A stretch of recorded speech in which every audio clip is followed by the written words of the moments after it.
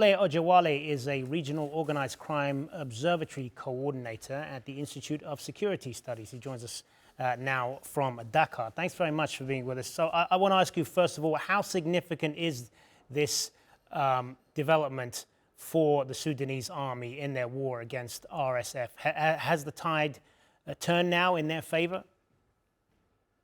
Thank you so much for having me. I think largely this has a very logistic implication, knowing fully well that this is a major bet that links to the southern part of the country, and that bet is very, very significant for the Sudanese Army's operation.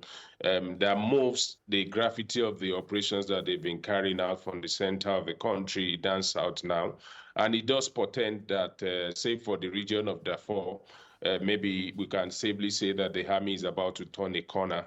So it's very, very significant. And I think if the army do get the kind of support that they need, perhaps as we are seeing the people jubilating, maybe in the next few months or so, maybe we can call this a job well done.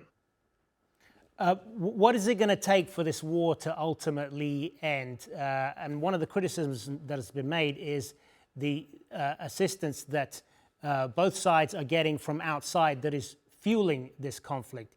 Does that need to stop first? Obviously, the logistics, the supply that both parties are getting as far as this war is concerned, I think that is what has provided the enabling, the oxygen that has made the war to continue until now. And like going back to your question in terms of what will it take for this war to end, I think the first thing is that the international community must rally around Sudan. And this is not peculiar to Sudan alone, by extension, other conflict theater in Africa like Congo. And what we have seen, like the kind of support that we've seen in terms of Russia war in Ukraine from international community, what we have seen in Gaza, we have not seen such level of effort on the part of Sudan. And I think is one of the reasons why most people describe it as probably the forgotten crisis of the world, looking at the sheer humanitarian scale of destruction that has taken place in the region. The second thing is that the international communities need to find a way to talk to the backers of particularly the RSF. Of course, I need to make it categorical that both parties are illegitimate. The Sudanese army that is running the country is not democratically elected. The RSF that is also challenging them is also illegitimate. But we are finding ourselves in this kind of quagmire, and the first point of solution is to find a way to resolve the crisis, maybe by deterrence or by peace talk, and then begin to look at how the country can move in the right direction. So I'm saying the international community has a very huge role to play in this, which they have not demonstrated in the past 2 to 3 years, as far as Sudan is concerned. You mentioned earlier that this conflict is seen as the forgotten war, that there's a lot of focus on events in the Middle East and in Ukraine, but not as much on Sudan. Why do you think that is?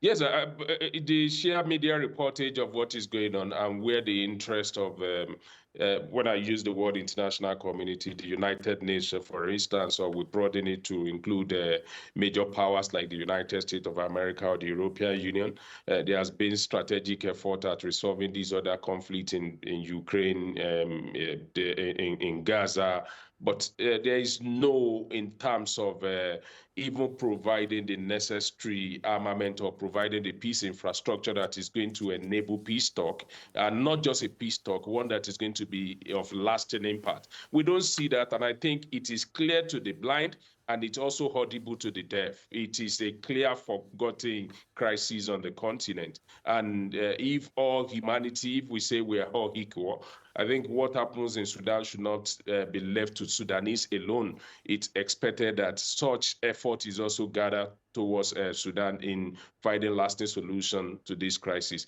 We have seen a piecemeal of intervention here and there, but it is not sustained. Good to talk to you, Wole Ojewale in Dakar. Thank you. Thank you so much for having me.